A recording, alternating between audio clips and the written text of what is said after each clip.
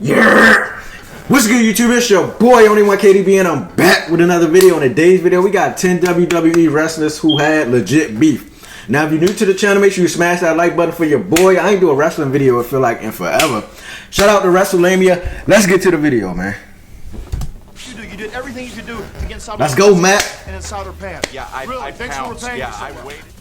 The wrestlers in this video didn't have storyline beef. This was real hatred for one another behind the scenes. These are 10 WWE wrestlers who had real beef backstage. Be sure to subscribe and hit that notification bell for daily wrestling videos. Number 1, Melina and Brooke Adams. Remember Extreme Expose? Well, let's be honest, their purpose was to excite the male audience between the hardcore action and talking segments. But the group only lasted less than a year, with Kelly going on to being a multiple-time WWE Divas champion, and Layla also faring well by winning both the Women's Divas titles in her career.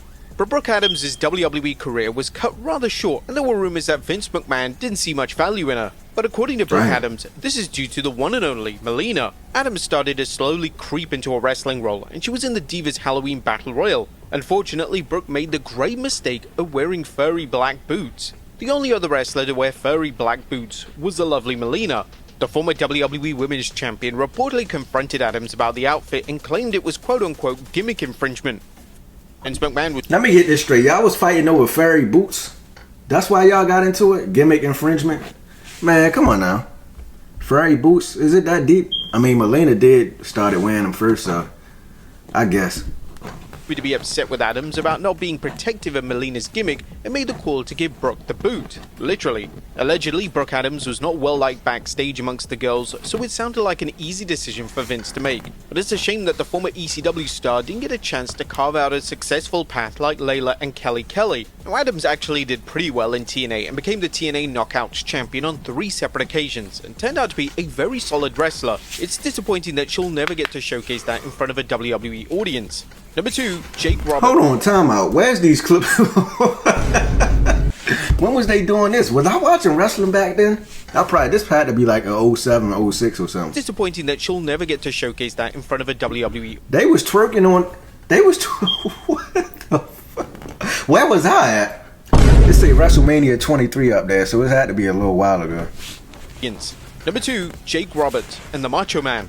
Randy Savage and Jake Roberts had one hell of a feud in the early 90s. The slap heard around the world was on February 8th, 1992's edition of Saturday Night's Main Event, where the former Intercontinental Champion grabbed Miss Elizabeth by the hair and slapped her. Now, this wasn't a shoot moment as this was all planned, but apparently the Macho Man wasn't happy about this moment because of Miss Elizabeth's parents.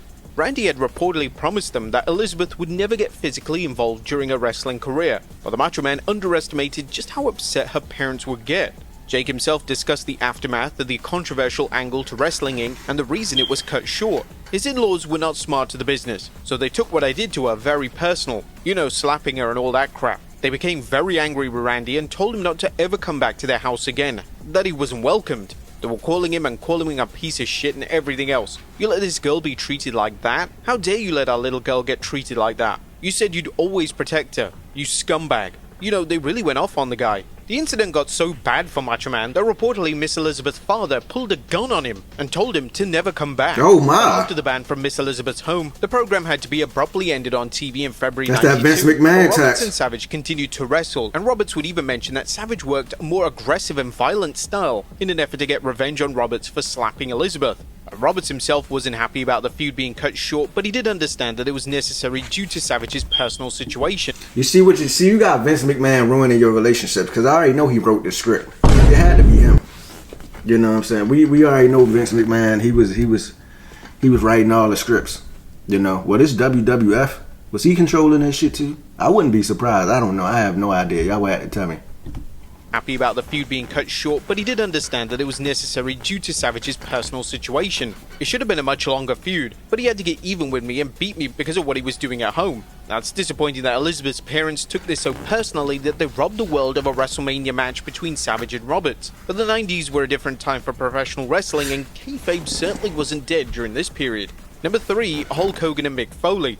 Now, Hulk Hogan and Mick Foley had never crossed paths with one another, but it seemed like they were leading to a match, as a former WWE champion randomly insulted Foley on TSN's Off the Record. I would probably say I've trained more in the last week than Mick Foley's trained in 30 years. You know, I went ahead while Mick Foley was sleeping and eating cheeseburgers and M&Ms. I was in the gym working out. I work out 2 hours a day. I've been doing M&Ms it is for years. crazy. Now, nothing against Mick Foley. I didn't have to prostitute my body and throw myself, you know, over the coals into the fire and the glass to make $1. I decided to train and go another way. Now, it seemed that Hulk Hogan wasn't a big fan of Foley's style. He labeled him as a glorified stuntman and even felt that Foley was a Terry Funk knockoff.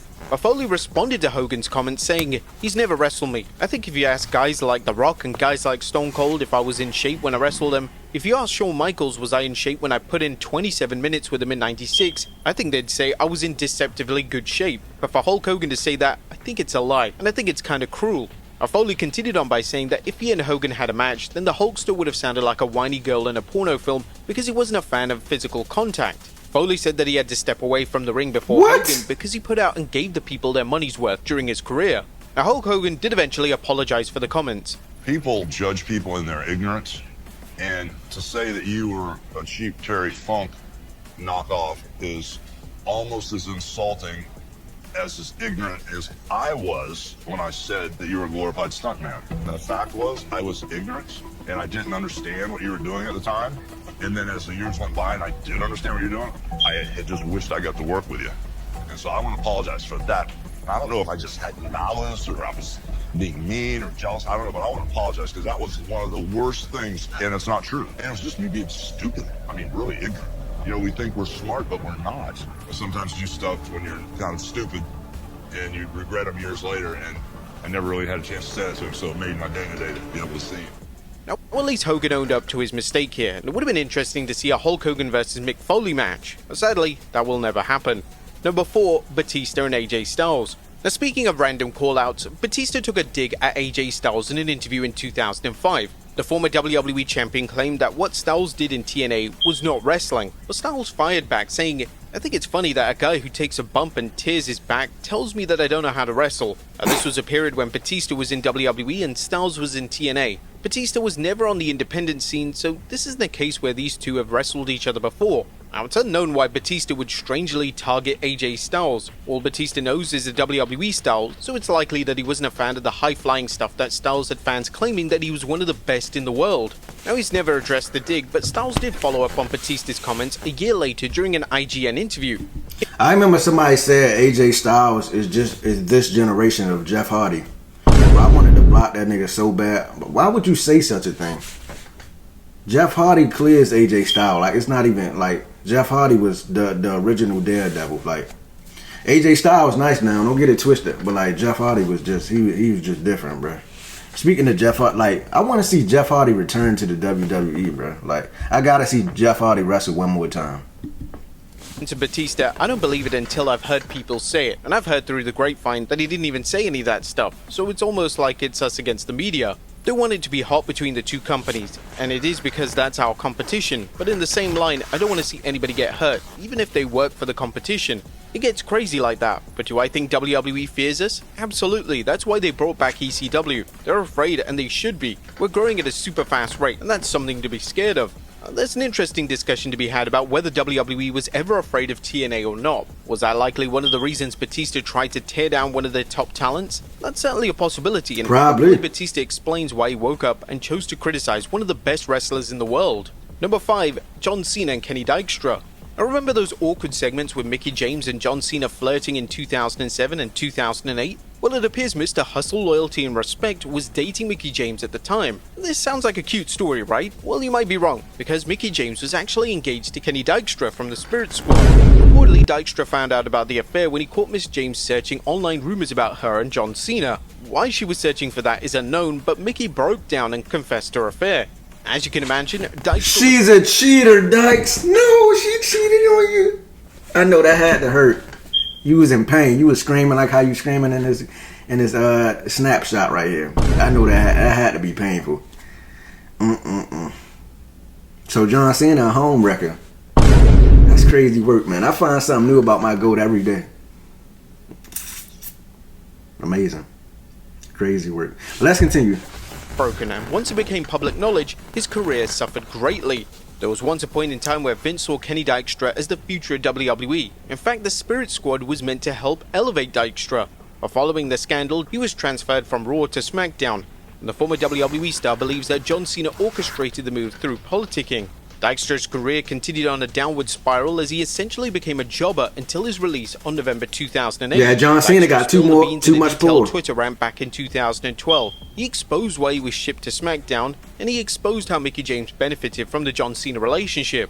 He even highlighted Mickey's breakdown when John refused to date her. He even stated how he felt bad for Magnus, aka Nick Aldis. He's a nice guy dating a, The former WWE star never details how much of a toll finding out about the affair really did to him, but you can tell from his 2012 rant that his feelings towards Mickey was still raw.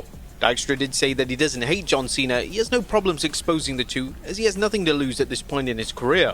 Number 6, Mark Henry and Ahmed Johnson. Now, Ahmed Johnson was the first black wrestler to win the Intercontinental Championship and was seemingly being groomed to be the future of WWE, notably being one of the founding members of the Nation of Domination. However, no one in the Nation of Domination liked Johnson. He feuded with D'Lo and those two reportedly got into a fight backstage. Even The Rock and Ahmed didn't see eye to eye, with the two coming very close to exchanging blows. What was Mark Henry's beef with the former Intercontinental Champion? One of the reasons could stem from Johnson trying to drug the world's strongest man. As Mark Henry detailed in the incident on Busted Open Radio, and it made it clear that he wanted to kill Ahmed Johnson that night.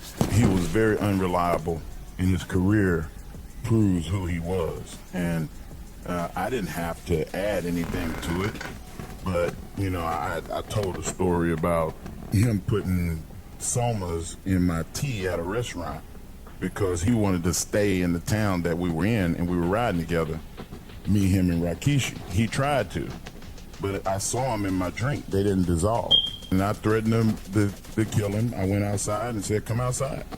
He's like, I'm not leaving until you come outside. And he wouldn't come out. He was a coward. Wow. I would have been able to at least respect him, and I probably wouldn't have brought it up no more if he would have came outside and just took that ass whooping like he should have. But he didn't. And Kishi was like, listen, man, don't act like we were trying to do this. I didn't know. I didn't find out till you found out. I ended up leaving him and Rikishi at that restaurant in West Palm. And I just drove to Miami. Now, it also could have been that Johnson has a track record for being a liar, whether it was shouting to the heavens that Stone Cold Steve Austin was a racist, something Mark Henry himself called bullshit the moment the former WWE star made those claims.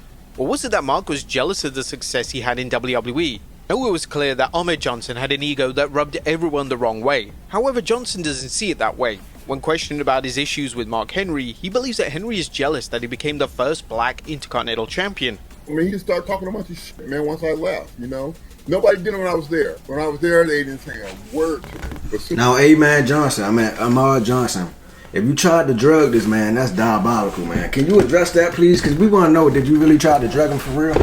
Why he ain't never say nothing about that? You gotta own up to your mistakes, man. I mean, that wasn't no mistake. That was purposefully. You can't accidentally drug nobody, But that's ridiculous. You should be ashamed.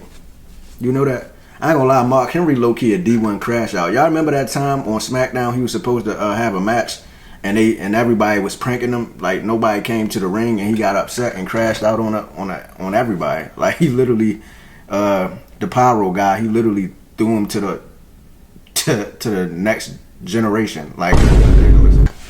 I left, all these rumors started. So I don't know what the deal is. I think they're mad. Number one, they're mad because I became the first black Intercontinental Champion in history. Number two, they're mad because they've been wrestling for years and years, man. Some of them 14 years. And I come in after 1 year and get the Intercontinental belt. And I don't think that the boys appreciated that. There's two sides to every story, so we may never know the truth on what really went down between Mark Henry and Ahmed Johnson. However, one thing's for sure, it's doubtful that Henry and Johnson will make amends anytime soon. Number 7, The Undertaker and Brian Pillman.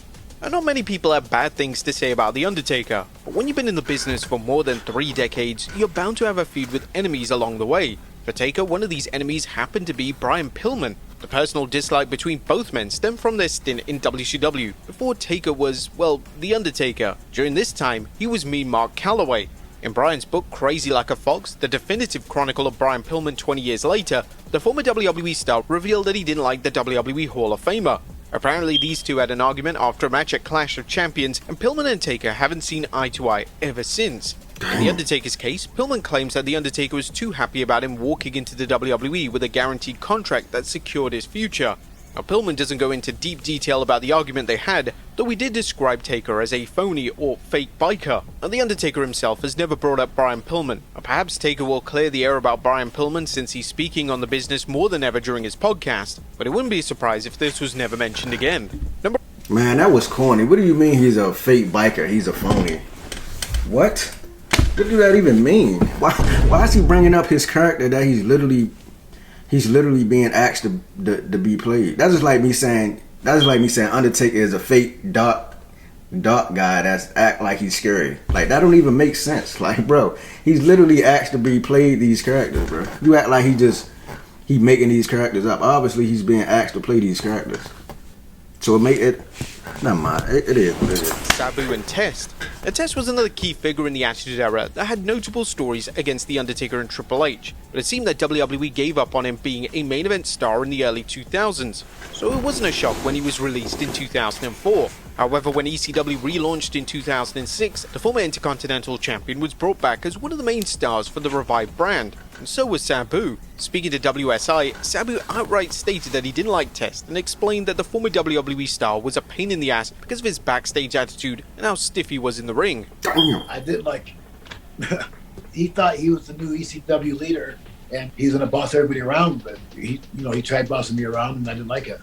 He goes, Vince says I gotta kick you hard in the face. I said, but if you can't work it, you can't kick me hard in the face. He goes, no, I have to.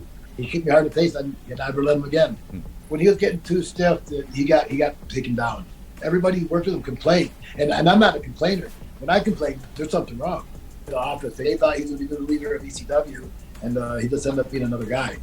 Test didn't last long in ECW as he requested his release in 2007. It's a shame that they couldn't turn this into an angle, as a Test Sabu feud could have been great if done properly. Number 9, AJ Lee and the cast of Total Divas. Now, who could forget that infamous pipe bomb promo that AJ Lee cut on the Total Divas cast? It was such a vicious promo that it managed to turn Lee into a babyface in the eyes of fans. But that may have been the way the WWE treated the Divas division during this period.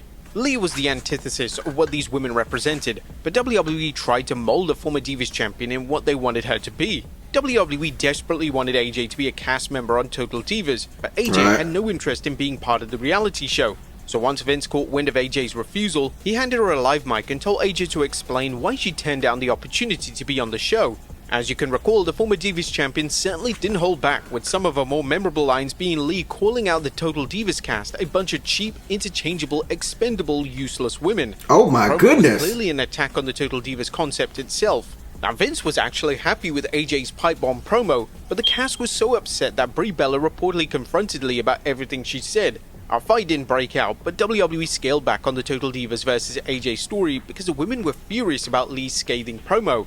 Now, it's unknown exactly what the full plan was, but if you look back on their feud following that infamous segment, Lee didn't bring that much smoke to the mic despite its hot start. It's not clear if AJ Lee still feels the same way about the women who took part in that promo, but it's definitely one of the more memorable moments that fans harken back to during the Divas era.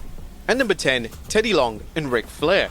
Ric Flair has plenty of enemies, but when you're coined as the dirtiest player in the game, then that's bound to happen. However, Ric Flair being on Teddy Long's list of enemies is the last thing you'd expect. Now, it's not clear why Flair didn't like Teddy Long, but the former SmackDown GM has recalled a horrible treatment from the 16-time world champion. The treatment from Flair got so bad that Texan wrestler Gary Hart gave Long a knife to carry around in his pocket, just in case Flair stepped out of line. A knife? Didn't like me, period. You know what? And I can tell you a true story. And Gary Hart, God rest his soul, Gary Hart looked out for me. Gary Hart knew that how Flair hated me.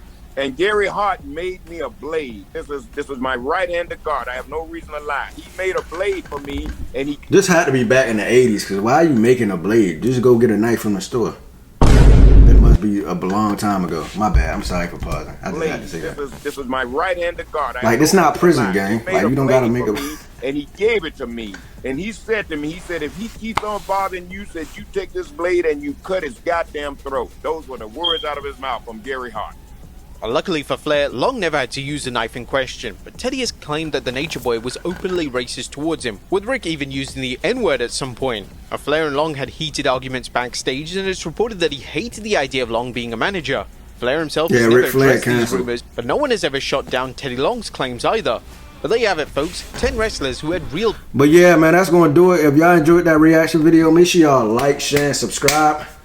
I'm out of here, man. That last one was crazy. Carrying a blade around is insane, man. Just go to the store and go get you a knife. This must not been in this generation. This had to be back in the 70s, 80s, or something like that.